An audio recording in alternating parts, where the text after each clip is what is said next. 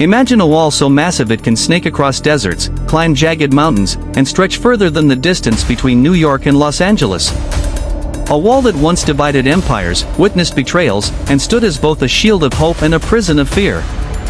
You've seen the pictures in textbooks. You've heard it's the only man-made object visible from space. But the truth about the Great Wall of China is far stranger, darker, and more fascinating than what we're ever taught. Welcome to World's Echoes, where history whispers across time. If you're ready to uncover secrets that textbooks left out, subscribe now so you never miss the echoes of the past. When most people imagine the Great Wall of China, they think of one long, continuous stone structure rolling endlessly over green hills, a symbol of strength and unity. But that image is already a myth. The wall isn't one perfect unbroken line. In fact, it's more like a massive patchwork quilt sewn together by different dynasties over 2,000 years. Some sections are stone, others are made of tamped earth, some just piles of rubble, and many parts don't even connect. It's less a single wall and more a network of defensive barriers that once stretched over 13,000 miles. To put that into perspective, that's about half the circumference of the Earth. But here's where things get interesting. The Great Wall wasn't built purely out of glory or pride. Its story is drenched in fear of invasion, fear of rebellion, fear of the unknown beyond China's borders. For centuries, nomadic tribes from the north, like the Xiongnu and later the Mongols, swept down with terrifying speed, raiding villages, burning crops, and leaving chaos in their wake. The emperors of China, desperate to protect their lands, decided the answer wasn't just armies, it was barriers. They believed a wall could be both a sword and a shield. But history rarely obeys human designs. Imagine being one of the laborers ordered to build this wall. You aren't a skilled craftsman or an engineer. More often, you're a peasant, a soldier who lost favor, or even a prisoner. For many, it was less a job and more a death sentence. Thousands upon thousands of workers died in the process, their bodies buried within the wall itself. This is why some villagers used to call it not the Great Wall, but the longest cemetery in the world. Think about that. A monument that people today admire for its beauty was, for countless nameless souls, a tomb. And yet, this story isn't only about tragedy. The wall was also a stage for unimaginable human ambition. To build across such harsh terrain, workers had to drag stones the size of cars up steep cliffs, carve paths through mountains, and somehow find ways to hold everything together without modern tools. In some desert areas where stones weren't available, they used layers of sand and reeds pressed tightly together. In muddy plains, they mixed earth with rice flour to harden it. The creativity was endless, the determination astonishing. But the irony? The wall almost never did what it was supposed to. Invaders often found ways around it, bribed gatekeepers, or simply smashed through weaker sections. Genghis Khan himself once scoffed at the wall, saying, "The strength of a wall depends on the courage of those who defend it." And he was right. The Great Wall could be tall and mighty, but if the soldiers stationed on it were hungry, unpaid, or disloyal, it crumbled faster than the weakest stone. Still, the wall was never just about military defense. It was also about psychology.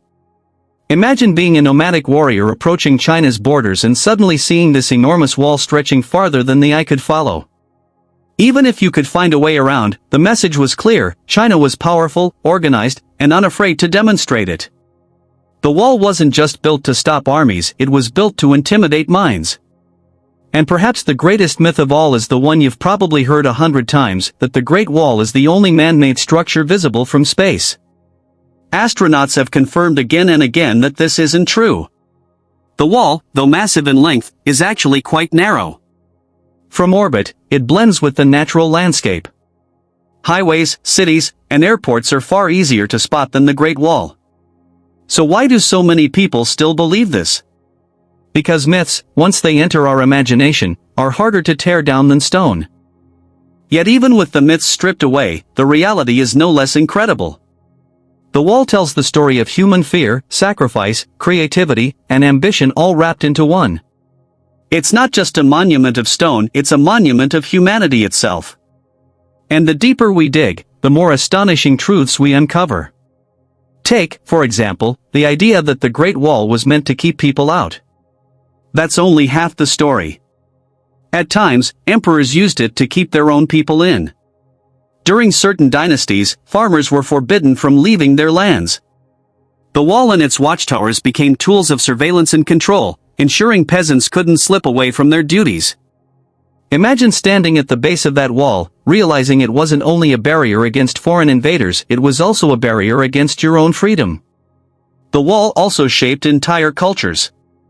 Towns and villages grew around it, trading posts thrived at its gates, and stories spread of dragons, spirits, and ghosts haunting its lonely towers.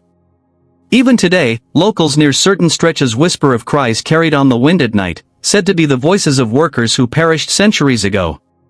Whether you believe in ghosts or not, there's no denying that this wall holds memories heavier than stone.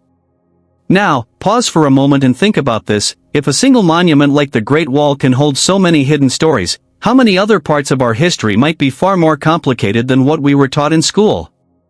I'd love to hear your thoughts on this in the comments. Do you think we should trust the neat, simplified versions of history, or do you believe the truth is always more tangled and surprising? As we continue, let's step into the shoes of the people who lived alongside this wall. Picture yourself as a soldier stationed on its towers in the dead of winter. The wind slices through your armor. The torches barely flicker in the cold night. You stare into the blackness beyond the horizon, knowing an enemy could appear at any moment. Days are long, food is scarce, and silence is your only companion. What does loyalty mean in moments like these? For some, it meant defending the wall with pride. For others, it meant desertion, slipping away into the night. And then there's the story of how the wall became more than just a barrier, it became a symbol of China itself. Foreign travelers, from Marco Polo to modern tourists, were stunned by its scale. Over time, it turned into one of the most recognizable landmarks on Earth, a national icon. But behind every tourist photo lies centuries of suffering, ambition, and forgotten voices. The Great Wall wasn't built in one era, by one emperor, or even by one people. It was the work of countless generations, each leaving their mark. From the Qin dynasty, where Emperor Qin Shi Huang forced hundreds of thousands to labor under brutal conditions, to the Ming dynasty, where much of the stonework we see today was constructed, the wall is less a monument of one man's vision and more a diary written by many hands. Each stone whispers a story of power, of fear, of hope. And here's a detail most people don't know: the wall wasn't just military. It was also economic. Along certain stretches, customs stations collected taxes from merchants traveling the Silk Road. This wall that we imagine is only about war was also about money, trade, and control. Every caravan that passed meant riches for the empire, and the wall stood guard not only against invaders, but against smugglers. As the centuries passed, sections of the wall crumbled, were rebuilt, then crumbled again. Some parts disappeared into the earth, swallowed by sandstorms. Others were torn apart by villagers desperate for building materials. What remains today is only a fraction of what once existed, a ghost of the wall's true form. And yet, standing on it today, it's impossible not to feel the weight of history pressing down. The Great Wall wasn't just a line on a map, it was a living organism. It breathed with the footsteps of soldiers, pulsed with the cries of workers, and shifted with the tides of history. To truly understand it, you have to look beyond the stones and bricks. Imagine the watchtowers, hundreds of them, perched like silent guardians across the horizon. Each tower had its own story. Fires were lit atop them to signal danger, smoke during the day, flames at night. A single spark on one end of the wall could carry a warning for hundreds of miles in just a few hours. It was like an ancient telegraph system, fast and terrifyingly effective. But while the wall connected China's defenses, it also fractured the land beneath it. Families torn apart when sons were conscripted to build or guard the wall often never saw each other again. Husbands and fathers marched off toward the mountains, and their absence became permanent. Folk songs and poems written by grieving villagers speak of the wall not as a monument, but as a curse. One old song laments, 1,000 men left, only 100 returned. Think about the echo of that loss carried across generations. And yet, even in suffering, there's resilience. The wall forced communities to adapt. Villages learned to thrive in its shadow, using it as protection against bandits. Traders found opportunity at its gates. Soldiers, though often poor and weary, became part of a brotherhood. Some spent their entire lives patrolling those ramparts, leaving behind carved names, graffiti, and symbols etched into stone. These weren't emperors or generals, just ordinary men, wanting to be remembered. One of the most haunting legends tied to the Great Wall is that of Meng Jiangnu, a woman whose husband was forced into labor. He died during construction, and when she learned of it, she wept so bitterly that part of the wall collapsed. This tale has been retold for centuries, symbolizing the human cost hidden in those stones. To this day, shrines to Meng Jiangnu exist, where people leave offerings not just for her, but for all who perished building the wall. Stories like hers remind us that history isn't just about emperors, it's about the countless voices often silenced by time. But let's not forget the irony at the heart of this entire project. For all its length and grandeur, the wall rarely achieved its ultimate goal. The nomadic tribes remained a constant thorn in China's side. Some even used the wall against the empire, setting ambushes near its gates or using its roads to travel faster across the terrain. The Mongols, who eventually conquered China, didn't just bypass the wall, they absorbed it. They stationed their own soldiers in its towers, turning China's great defense into their own tool of power. It's one of history's cruel twists. The very structure meant to keep enemies out often ended up serving them. And yet, the wall endured. Over centuries, as dynasties rose and fell, the wall was repaired, abandoned, rebuilt, and abandoned again. Its stones became silent witnesses to the passing of time. By the Ming Dynasty, the wall became what most tourists recognize today: strong, fortified stonework with wide pathways large enough for soldiers and even horses to patrol. During this era, it wasn't just a barrier, it was a statement, a monument to the might of an empire that wanted the world to know it was unshakable. Standing on the wall today, you might imagine yourself back in those times, hearing the clatter of armor, the shout of generals, the crackling of signal fires leaping into the sky. But you'd also hear silence, the heavy silence of centuries. That silence speaks louder than words, reminding us that monuments aren't built just from stone. They're built from stories, from struggles, from sacrifices that echo long after their builders are gone. And as centuries passed, the wall slowly faded from memory. During times of peace, emperors neglected it, letting weeds grow and towers crumble. Villagers nearby dismantled sections to use the bricks for their own homes. The Great Wall, once a proud dragon stretching across China, became a slumbering ruin. For many, it was forgotten.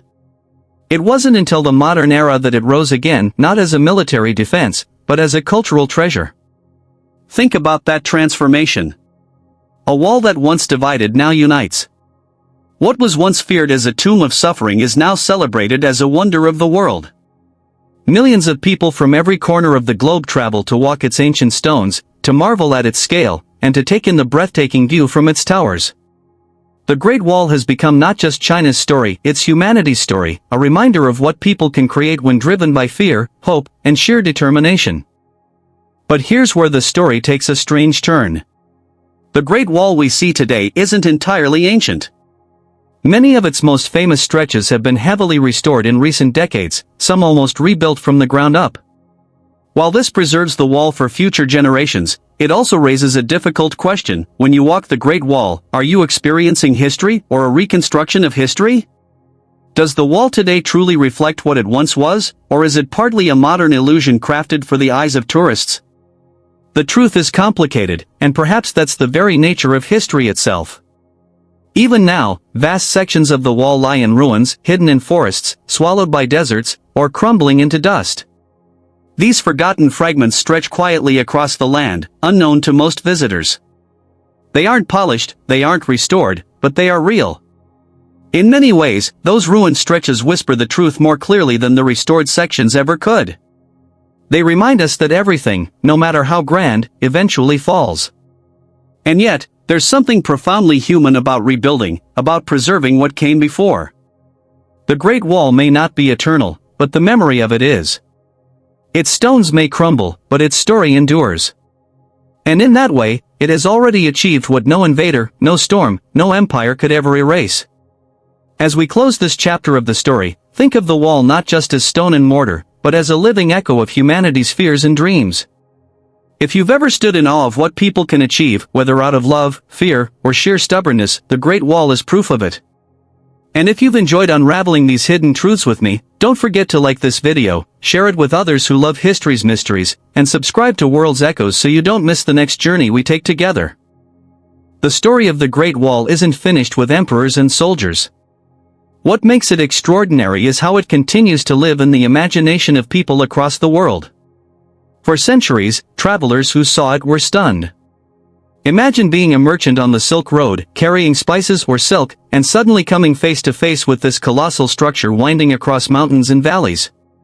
It must have felt like stumbling into the spine of some ancient dragon, a creature of stone and shadow that stretched across the earth itself. Many early visitors couldn't even comprehend how such a thing had been built. In the West, myths about the wall began spreading long before accurate maps existed. Some believed it was endless, reaching into the heavens. Others thought it was a divine creation, placed there by gods to separate worlds. That's the fascinating part. Humans have always tried to explain the inexplicable by weaving myths, and the Great Wall became one of the largest canvases for our imaginations. But behind the myths, there were very real, very human details we rarely hear about. For example, along the wall, communities formed whose entire lives revolved around its presence. Traders who supplied soldiers with food, blacksmiths who repaired weapons, farmers who grew crops in the shadow of its towers.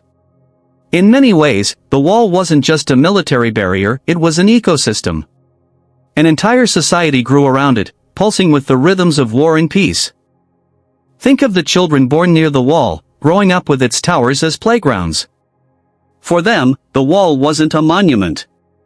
It was simply part of life, as natural as a river or a mountain. Generations of families lived and died within sight of it, their lives etched into the same landscapes where soldiers once marched and emperors once dreamed. Today, when tourists climb those worn steps, they're unknowingly walking through the footprints of those forgotten lives. One of the most overlooked aspects of the Great Wall is its incredible diversity. Not all sections are alike. Some are towering stone fortresses, wide enough for 10 soldiers to walk side by side. Others are low, crumbling ridges of packed earth, nearly indistinguishable from the surrounding hills. The materials depended on the land. In the deserts of Gansu, layers of reeds and gravel were bound together with clay, forming walls that blend seamlessly with the sand. In mountainous Hebei, granite blocks were carved and stacked into formidable bastions. Each stretch is a fingerprint of the environment it was born from, a dialogue between human hands and the land itself. But even as we marvel at the engineering, we can't ignore the cost. Every stone tells the story of laborers who toiled under brutal conditions. Records describe workers collapsing from exhaustion, freezing in bitter winters, or starving when supply lines failed. Those who died were often buried nearby, their lives becoming part of the wall itself. It's chilling to think about. While the wall stands as a symbol of human endurance, it also embodies human sacrifice. For every triumph of engineering, there was a tragedy of flesh and blood. And yet, from this suffering, something beautiful also emerged, a sense of unity. Dynasties may have been fractured, their lands sprawling and diverse, but the Great Wall gave a shared identity. It was a thread binding different eras together, a visible marker of what it meant to be part of China. Even today, when people think of the country, the Great Wall is often the first image that comes to mind. It has become more than a wall. It is a mirror, reflecting the soul of a nation through time. Here's something that might surprise you. The Great Wall wasn't just for defense or trade, it was also a line of cultural exchange. The gates along the wall were points where different worlds collided. Merchants from Central Asia, emissaries from distant kingdoms, even wandering monks carrying new religions, all of them passed through these checkpoints. With them came ideas, inventions, languages, and stories. In this way, the Great Wall wasn't a divider of cultures, but a bridge. While it may have been built from fear, it also became a channel for connection. Take Buddhism, for example. Many monks journeyed through the Silk Road, carrying texts and teachings into China. Some of these routes wound through regions guarded by the wall. Imagine the sight, a humble monk, robes flowing in the wind, walking beneath towering battlements as soldiers watched from above. That quiet, spiritual figure would carry wisdom across the same threshold that once echoed with the thunder of hooves. The contrast is stunning. The wall, designed to stop invaders, became a silent witness to the spread of peace. But there's another side to the story. The wall is a place of loneliness. Soldiers stationed there often lived in isolation for months, sometimes years. Letters from families rarely reached them. The bitter winters made life unbearable, and food was scarce. Some soldiers deserted, slipping away under the cover of darkness. Others stayed and left behind carvings on the stone, graffiti that still survives today, names, prayers, even crude jokes. Those small markings are echoes of their humanity, fragile reminders that even in the shadow of empires, ordinary people try to leave their trace. When you walk along the Great Wall today, especially in its quieter, unrestored sections, you can almost feel that loneliness. The wind whistles through broken battlements, grass grows between the stones, and silence hangs heavy. It's as if the wall itself remembers. That's the eerie magic of places like this. They hold emotions long after the people are gone. Over time, the Great Wall became something beyond China. It captured the imagination of the entire world. Writers, explorers, and artists all sought to describe it, often exaggerating it into something almost supernatural. When the myth spread that it was visible from space, people believed it not because it was true, but because it felt right. Something so immense, so symbolic, must surely be seen from the stars. In a way, that myth says more about us than about the wall itself. We want to believe in marvels, in human creations so vast they can be spotted from the heavens. But the truth, as always, is more grounded. Astronauts confirmed that the wall is hard to see from space with the naked eye.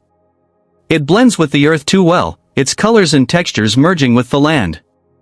Highways and airports, ironically, are easier to spot. And yet, does that make the Great Wall any less great? Not at all. If anything, it reminds us that greatness isn't always about visibility. Sometimes, it's about endurance. The wall may not shine brightly from orbit, but it has survived thousands of years on Earth. Isn't that the real miracle? In modern times, the Great Wall has become a symbol not just of China's past, but of humanity's shared heritage. Millions of visitors come each year, walking along its ancient stones, snapping photos, and marveling at its scale. It's been declared a UNESCO World Heritage Site, protected as part of the world's cultural treasure.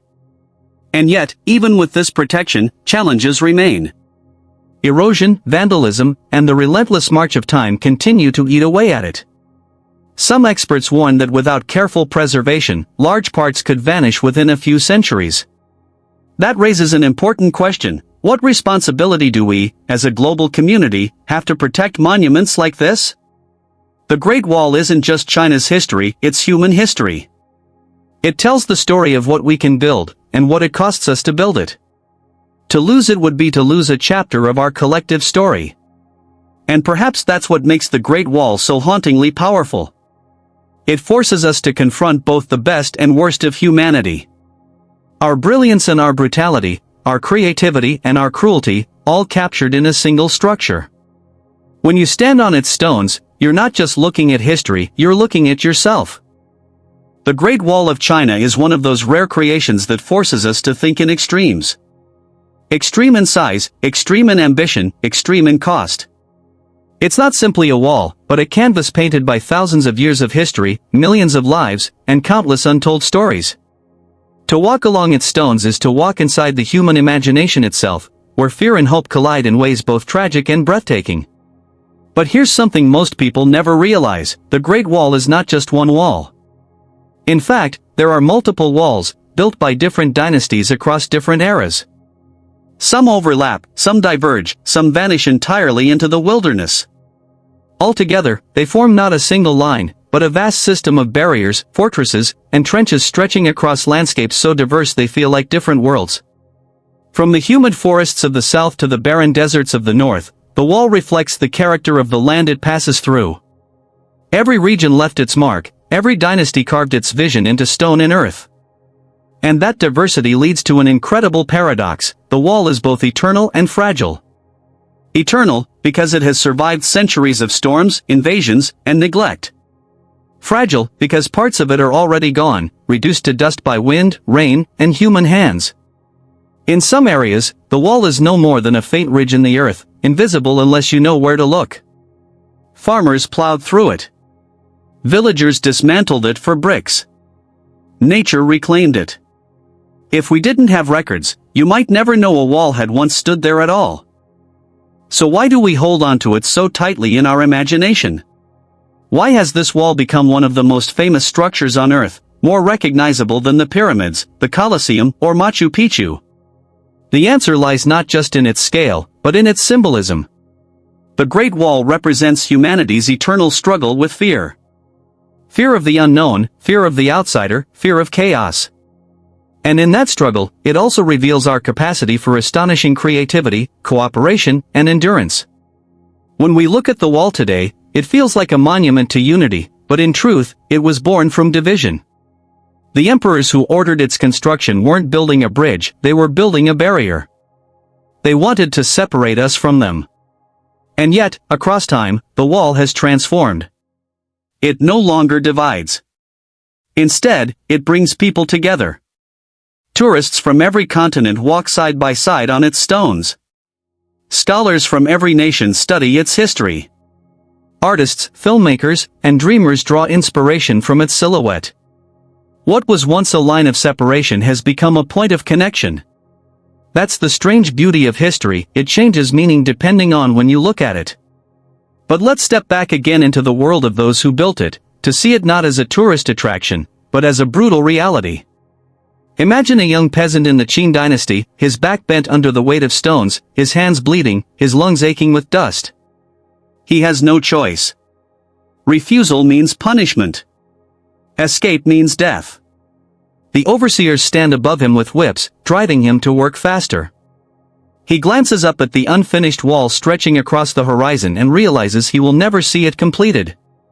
He will die long before the wall is finished, and so will most of his fellow workers. Yet the wall continues to rise, stone upon stone, body upon body, ambition upon ambition.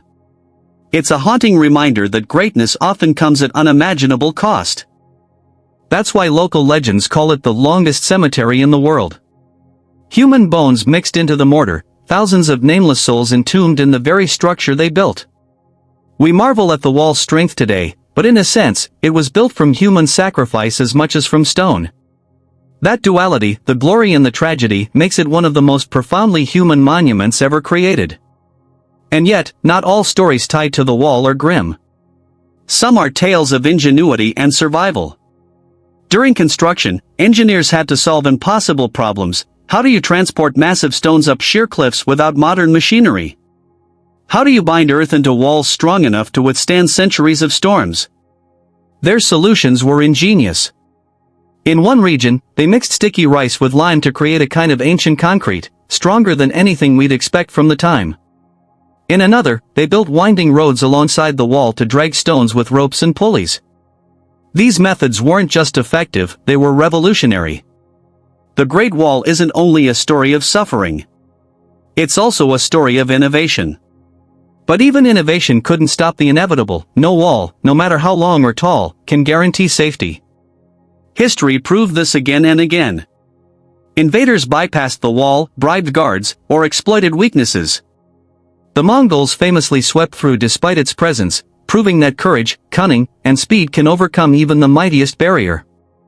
Genghis Khan's remark rings true across centuries: a wall is only as strong as the men who defend it. The Great Wall may have been an engineering marvel, but in the end, it was human loyalty and courage, or the lack of it, that determined whether it stood as a shield or crumbled into uselessness. That irony is one of the most powerful truths about the wall. It was never truly impenetrable. What it did achieve, however, was psychological. It projected power. To see a structure of such immensity stretching endlessly into the horizon was enough to make any army pause, any merchant marvel, any outsider reconsider. The wall wasn't just a defense, it was a message. A declaration to the world that China was vast, organized, and unafraid to put its power into stone. And while it failed as a perfect shield, it succeeded as a symbol. Symbols, after all, are stronger than walls. In modern times, that symbolism has only grown. The Great Wall has become an emblem of endurance. It has outlasted the dynasties that built it, the enemies who threatened it, and the centuries that weathered it. Empires have risen and fallen, wars have been fought and forgotten, but the wall remains, a silent witness to it all. It is both scarred and unbroken, fragile and immortal. And when we think about it, the Great Wall teaches us something profound about humanity. We are a species that dreams in stone. We try to conquer fear not with ideas alone, but with monuments that say, we are here. We matter. We will endure. Sometimes we succeed. Sometimes we fail. But in both cases, we leave behind echoes for the future. The wall is one of those echoes, carved so deeply into the earth that it may never truly fade. Even so, preservation is not guaranteed. Experts warn that climate change, erosion, and human activity are threatening the Great Wall. In remote areas, it crumbles quietly, forgotten. In others, it is eroded by wind and rain.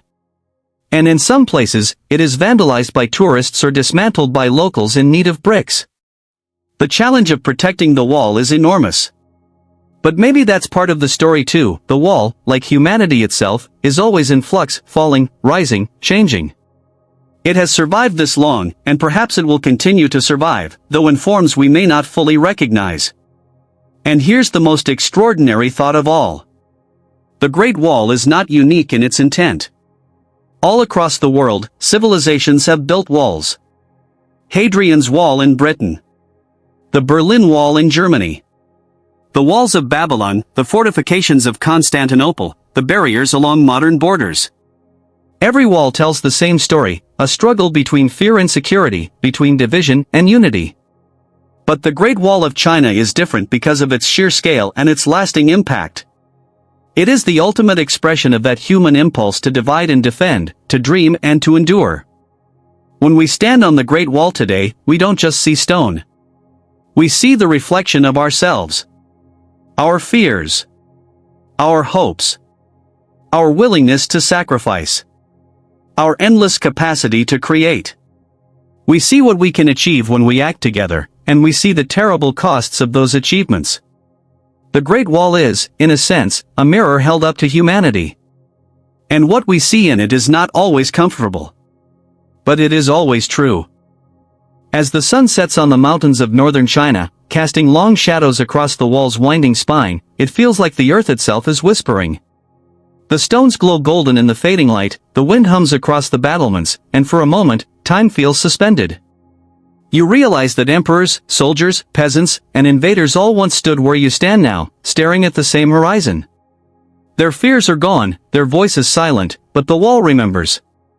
It always remembers. And maybe that's why the Great Wall continues to captivate us. Not because it is perfect. Not because it is eternal. But because it is human. Every stone is a heartbeat. Every tower is a story. Every ruined stretch is a reminder that even the mightiest walls eventually fall. And yet, what they leave behind is more powerful than stone. They leave behind meaning. So the next time you think of the Great Wall of China, don't just picture a line across green hills. Picture the countless hands that built it, the voices that were silenced by it, the dreams that shaped it, and the myths that carried it into the stars. Picture a monument that was never truly about stone, but about us, our fears, our ambitions, our mistakes, and our triumphs. And remember this, walls can crumble, but stories endure. The Great Wall's greatest legacy is not its stones, but the echoes it leaves in us, the questions it makes us ask about who we are, and who we want to be. If you've stayed with me on this journey, I want to thank you. Together we've traveled through centuries of history, across deserts and mountains, through myths and truths, to uncover the story of the Great Wall of China they don't teach you. If this journey has sparked your curiosity, if it has made you see the wall not just as stone, but as story, then I invite you to carry that echo forward. Share it. Talk about it. Let it remind you that history is never simple, it is always layered, always human, always alive. And if you'd like to keep exploring the hidden truths of our world, the mysteries of history, the wonders of nature, the questions that still echo across time, make sure to like this video, share it with someone who loves discovery as much as you do, and subscribe to World's Echoes. Because here, the past is never silent. It's always waiting to be heard.